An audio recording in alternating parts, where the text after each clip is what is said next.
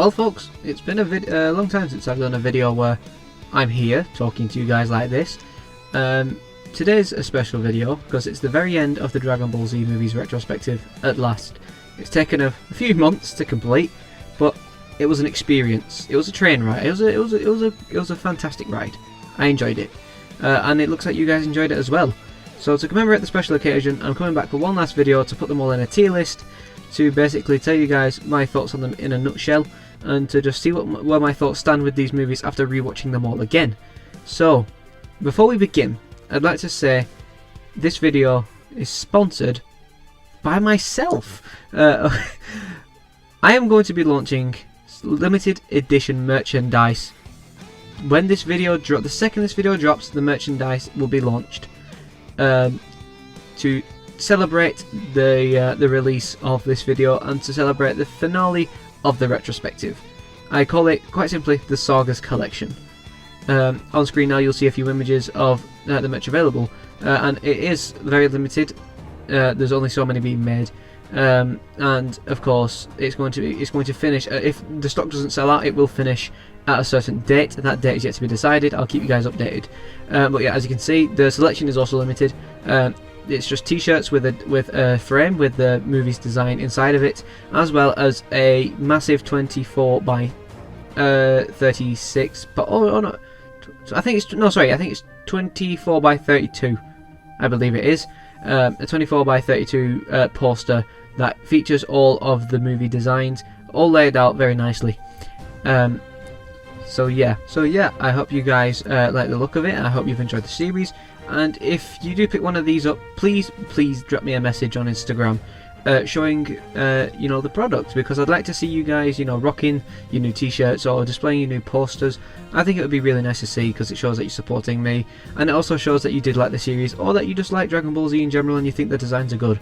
All designs were of course handmade by me using my trusty old graphics tablet. I'm just gonna have to move all my shit to get it out really quickly.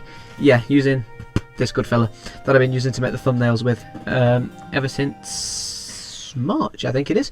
So yeah, that's pretty cool. Anyways, enough waffling and advertising.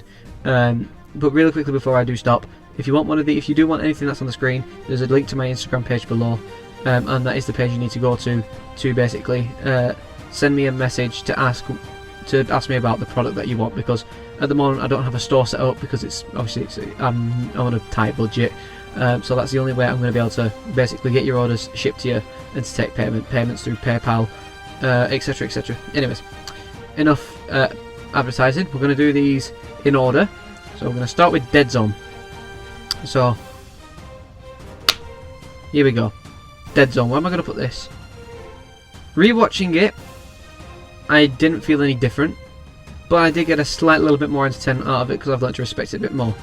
But if I'm being honest, it's pretty bad.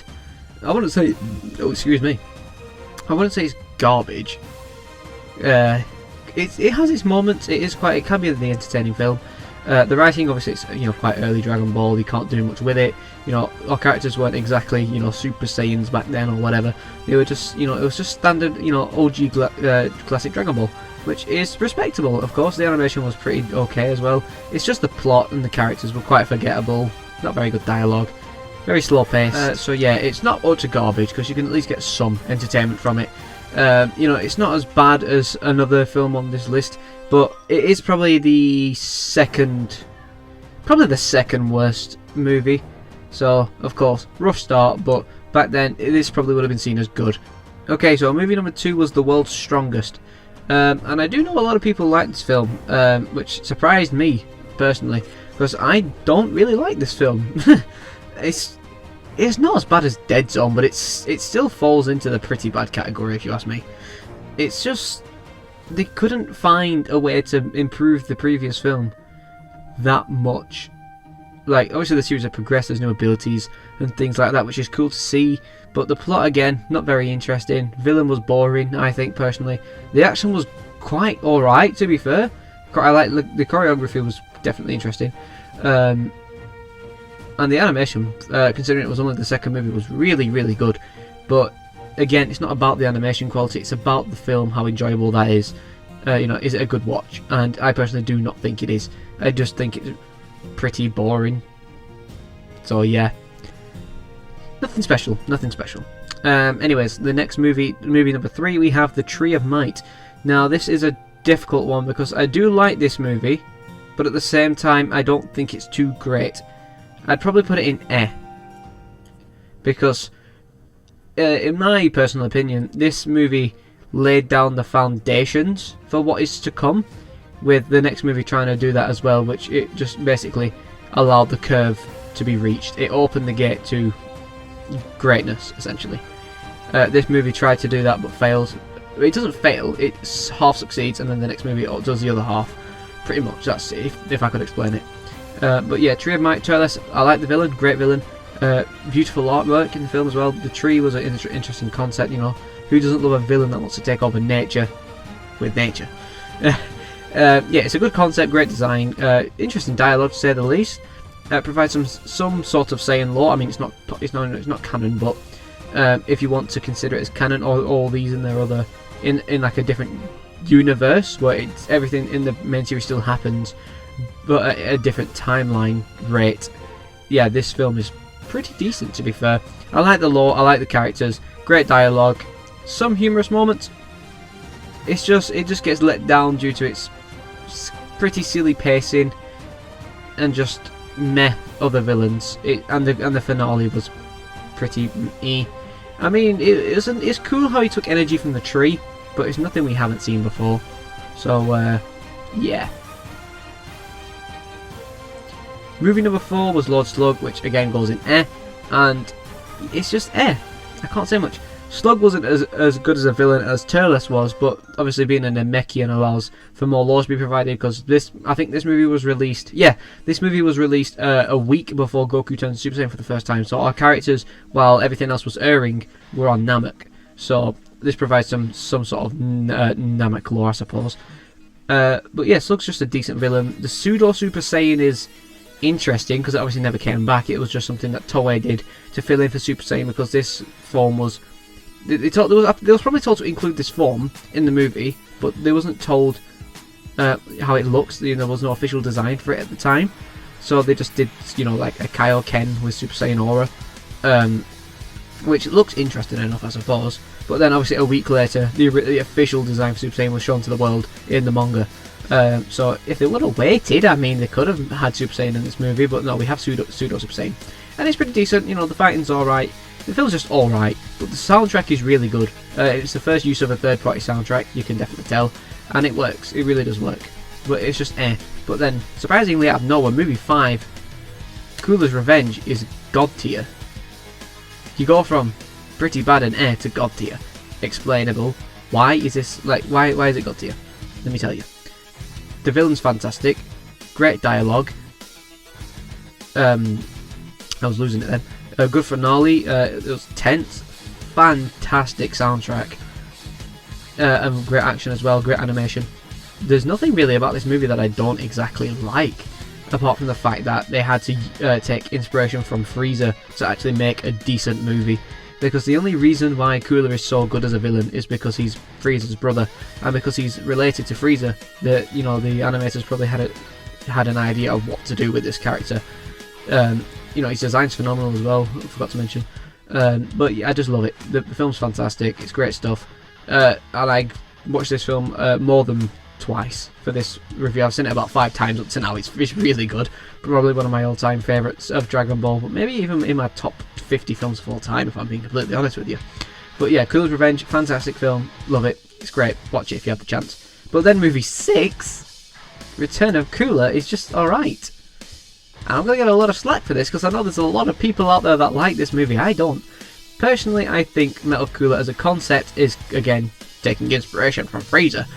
But the kicker with this one is just Metal Cooler's not interesting.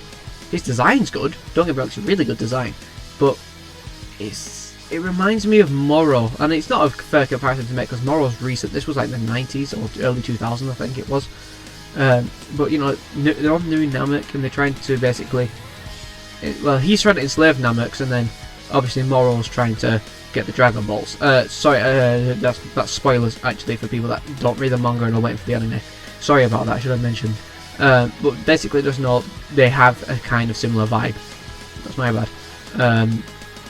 So why is this movie not as good as the first one? The soundtrack's boring. Like I can't tell there's music half the time. The Big Getty Star is a terrible concept in my opinion. It just makes no sense. Cooler didn't need to come back. They just brought him back for money, and this isn't a one-time thing, sadly. I just don't like it. It's just not. It's not an entertaining movie. I just really think it's boring, and it needed a little bit more life put into it.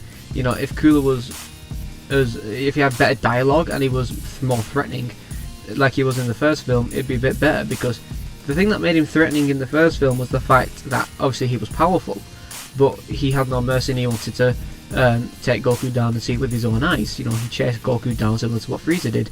Instead of here, he doesn't do anything. He's just, I'm strong and immortal, try and kill me, that's it. And it's just not entertaining. That's probably why I don't like this movie at all. But I do like it. It's better than the other ones. But it's compared to the first film, God no, it's a terrible sequel. But anyways, moving on before I make a lot more angry fans angrier. The next movie was Super Android 13, and this movie is it's right. So the villain, Android 13. Pretty boring. Great design in his super form. So why is this movie air? This movie is air simply because of the villain, and I am all for another Android villain. Absolutely, because the Androids and the Cell Saga is probably, if you ask me, is the best part of Dragon Ball Z. Even though I do have a lot of favoritism towards the Frieza Saga, I think the Frieza Saga made the most impact on the series, and it is therefore a lot more important. But the Cell Saga is probably the most enjoyable. Anyways, yeah, the 13 as a villain is kind of boring. He's just another Android 16, but this time he's got a super form that looks cool, I'll admit that. But his two sidekicks are just terrible stereotypes. He himself is a terrible stereotype. It's just not very good concept design. It's not good design. It's pretty boring. Boring action, boring soundtrack. Nothing too much about the film that's got going. There's nothing much going for the film apart from the fact that it brought us some of the best in-game characters for games like Dokkan and Legends, because obviously we've got Android 13 and Spirit Bomb Goku in both of those games. Spirit Bomb Goku is fantastic in Dokkan. Legends not so much, but they were when they came out. But the finale is good. I do like it. I mean, I in my review series I complained that they relied on Spirit Bomb a lot. Like throughout the movies, and they do. It's facts. But in this one, I can let it slide simply because instead of just using a Spirit Bomb, Goku absorbs it. It's something new and it's something unique, and it looks fantastic as he does it, and it sounds fantastic. Everything about that scene is fantastic. But other than that, no, I don't exactly like this movie. But moving on to the next one, fan favourite of many, Broly the Legendary Super Saiyan goes into great. It's not quite God tier, but it's great. And the reason being is, like, the movie is good, really good. The beginning's a bit boring, but obviously we need to build the tension, I suppose. Broly's design is great. You know, in all forms, he's got great design, great character, fantastically voiced, beautifully presented, great soundtrack. Yeah, there's a lot of good things about this movie. But the few things that I really hate, like I said, is the beginning, the fact that Broly survives, but we don't find that out till the next movie. But I don't know, I just don't like how he survives. It's another spirit type attack to finish Broly, which is a shame. Broly's backstory is pretty bullshit, to say the least. I don't like his backstory. It's kind of shit, but I guess it's better than some of the other characters. It's just it's hard to describe my gripes with this film. It's good, it's entertaining. Broly's easily the highlight of the film. You know, threatening, menacing. You know, he's basically the twist villain, even if you didn't read the title, that is. But yeah, it's great. It is really, really good. My main issue is just the character backstories. Paragus I can excuse, but Broly, no, not at all. Anyways, the next movie was BoJack Unbound. This one's just good. I see a lot of people saying this one's God tier. I don't think so. The tournament at the beginning, however, is fucking is God tier, because the other characters get used. They don't just sit on the sideline, they get used for a bit. But then when Bojack's squad shows up, that's when they become a little bit more what we know of them. But Bojack as villain is just okay. His design's just okay. His squad is okay. I don't know their names. The only one I know is Zangia, if that's even how you say her name. Zangia. That's just it, because she's in Legends. And she's probably just the most memorable, because the other three look very, very similar. Well, two of them do, but the other one, I just don't know his name. So yeah, pretty boring villain with a boring squad. But the action is superb in this film. Mr. Satan is being introduced in this film, and it adds very, very much needed comic relief to some of these movies. It can be really funny. And of course the Super Saiyan 2 transformation is a highlight. But my main gripe with this movie is a trend that starts here and that continues throughout most of the other movies. Goku Ex Machina. Oh my god, this pisses me off so much. I understand he's your title character. I understand that you need your title character to win, you know, keep the ratings up or whatever, keep the fandom going, give him something to talk about. But this is the laziest form of storytelling you can have. Goku is dead in this film, because this takes place after the Cell Saga, okay? He's dead. Gone. Boom. Obliterated. Okay? So how can he jump from the afterlife to punch Bojack in the face to return instantly and then have Gohan turn Super Saiyan 2 and fuck him up? What? I'll tell you why. The writers didn't know how to handle the situation, so instead decided, you know what, we'll have another father-son Kamehameha type moment. You know, give the fans a run for the money. You know, they all like the Cell Saga. It's lazy storytelling. It's very, very lazy storytelling, and I don't like it. That is probably that's the one thing about this movie that I despise. The rest of it is just good. It's not great, it's not alright, it's just good. Simple as. Good movie, nothing much to say about it really. Next up we have Broly's Second Coming, and this is where I get more shit from the fans. This, you know, I'm just going to ignore this bottom category because there's no need for it, because nothing else is going to go in between. So, can I get rid of a category? Yeah, delete row. This goes into utter garbage. This, I'm going to say this now with an open heart, this is the worst movie out of the 15. Yeah. Oh, the TV, I've just noticed the TV specials on here. I'll tell you about them at the end. Yeah, this is the worst movie out of the 15. The worst one. And simply because I didn't know you could do this presentation mode. Sorry about that cut. I didn't know you could do that. Just pressed it. Anyways, yes. So it's the worst movie mainly because it's utterly boring. There isn't a single moment in this movie that made me smile, chuckle, or anything. Family Kamehameha is cool. It is a really nice visual, and it's probably the best part about the movie until you look into it. Because I hate Goku Ex Machina. He returns in this movie. You have to summon the dragon to make a wish. So you tell me how Gohan makes a wish in... Not Gohan, Goten makes a wish in his head that the Dragon Balls can hear without even, you know, calling Shenron to bring Goku to help them. Goku Ex Machina. Lazy writing. And the rest of the film, boring. I didn't find a single bit of it entertaining. Broly shouldn't have survived the first film. Should have left it there. You know, Goten and Trunks, boring. Boring. Broly's boring. Vidal's boring. The village is boring. Villagers are boring. Plot's boring. Music's boring. Gohan's boring. It's just all boring. None of it entertained me, like, at all. I was just waiting for the film to be over, if I'm being completely honest with you. 2 times watching it, hated it more the second time. This movie's garbage. I don't recommend it, but of course if you want to watch all 13, be my guest. Just don't expect much out of this movie. But of course this is my opinion. The next film, Bio Broly, and I'm going to get a lot of shit here, is Yep. I think this movie is entertaining.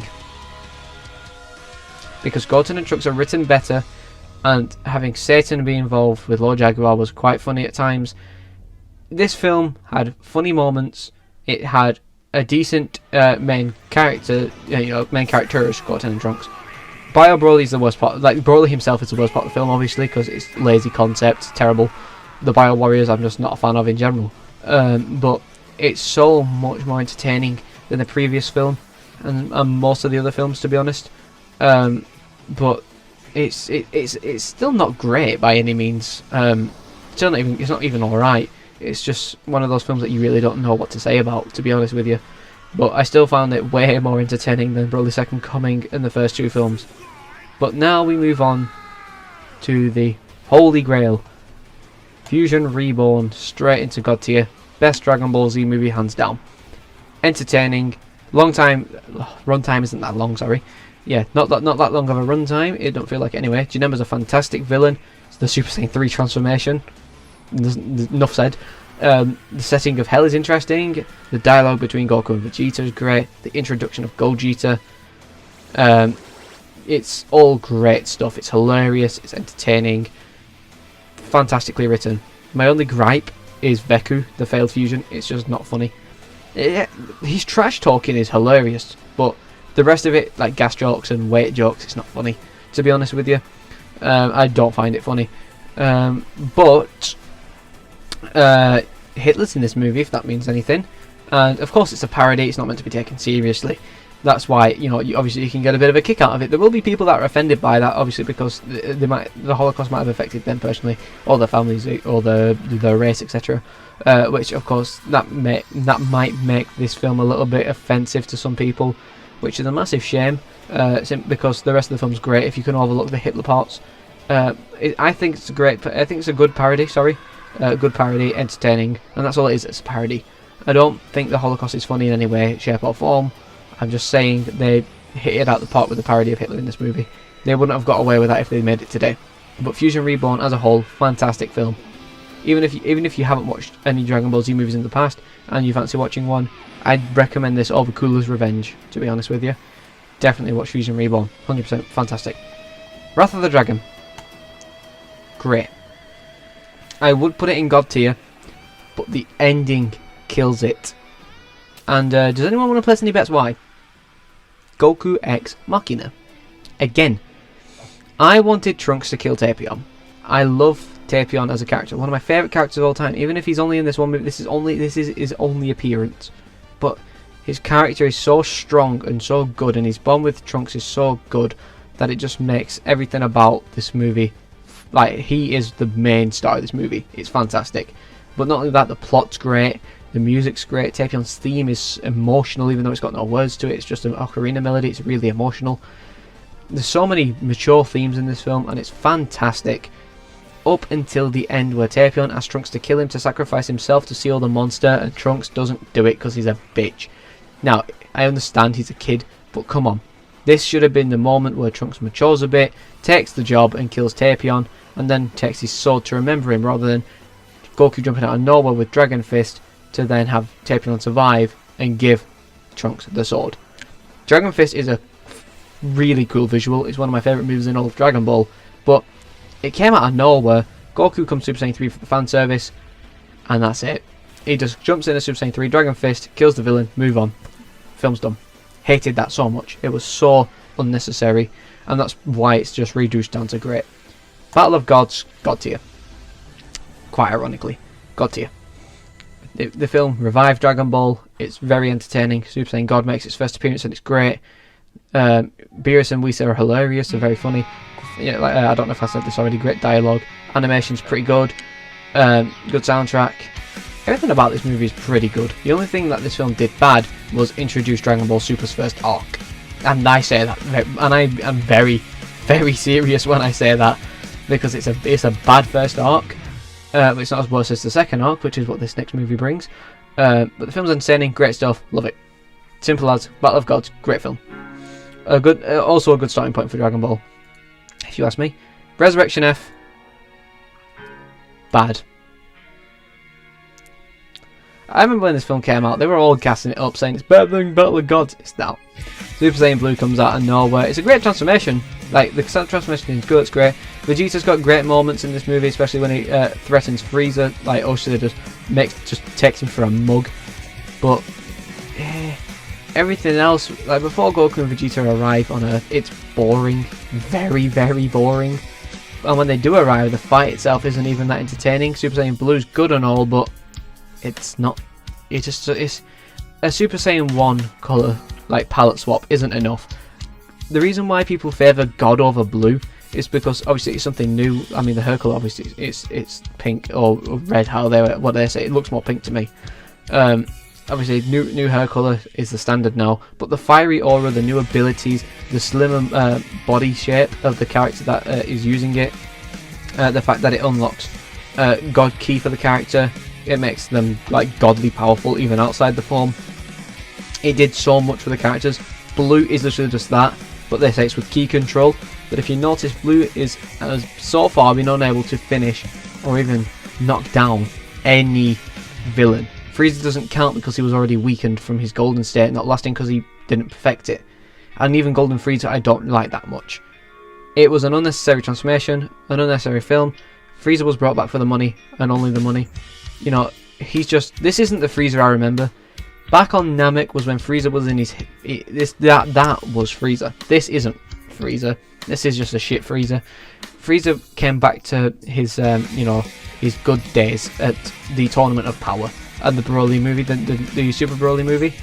But other than that, this movie is just pretty garbage, but it's not as bad as Broly's Second Coming. Moral of the story, that's the worst film. So the TV specials, where would I put them? I would say Trunks and Bardock both go into the great category, the great TV specials, great shorts, provide some great lore. Yeah, simple as. So on screen now, judging from this tier list, is my order of the movies. Tell you what, I'm going to order them. I think Wrath of the Dragon is better than Broly 1. Frieza Reborn cooler than Battle of the Gods. Yep, so that's 1, 2, 3, number 4, number 5, number 6 and 7. Tree of Might, or Slug, I'd say Tree of Might. Slug's better than these two. 13 better than Broly.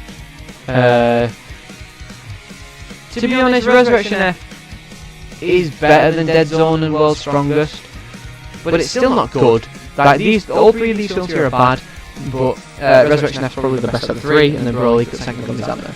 So here we go. My best Dragon Ball Z movie: Frieza Reborn, followed by Cooler's Revenge, Battle of Gods, Wrath of the Dragon, Broly, the Legendary Super Saiyan, BoJack Unbound, Return of Cooler, Tree of Might, Lord Slug, Android 13, Bio Broly, Resurrection F, Dead Zone, World's Strongest, and Broly Second Coming in that order.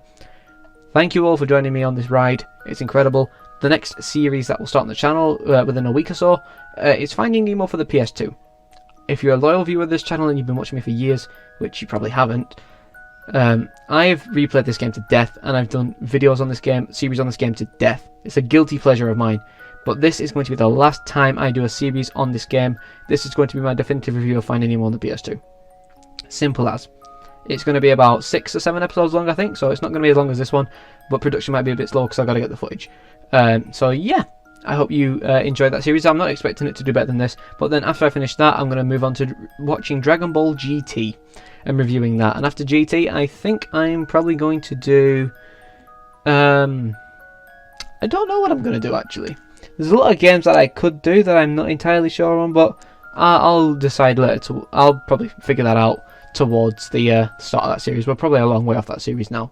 But anyways, thank you all for joining me. Like I said, visit my Instagram page. It's in the description of this video. Message me, have a look at any products on there, whether that be past products or the current Sagas merch, which it launches with this video. You guys can message me about them, and all you need to do is simply say which shirt you want, or what product you want, sorry. I'll ask you about the size you want and the colour you want, and then all you need to provide is delivery address, and then send the payment over, and that is it. It's done. Simple as. Your address is never saved. It is only used once, unless, but then obviously if you want to order again, you can just tell me again, that's fine. But I'm not going to save the conversation. I delete it after it's done. But then I'll message you again straight after it to tell you that it's been deleted, so I don't have your address anymore. You know, for privacy reasons, of course. So if you want to purchase any of the Sagas merch that I displayed earlier, please do. I'm all for it. And it helps to fund the channel and show me that you guys like what I do. Simple as. So thank you all for joining me on this ride. Once again, it's been a pleasure to do, and I'm sure you guys liked it just as much as I did. Thank you all for watching, and I'll talk to you all when the next series begins. Thank you once again. Take care, and see you later.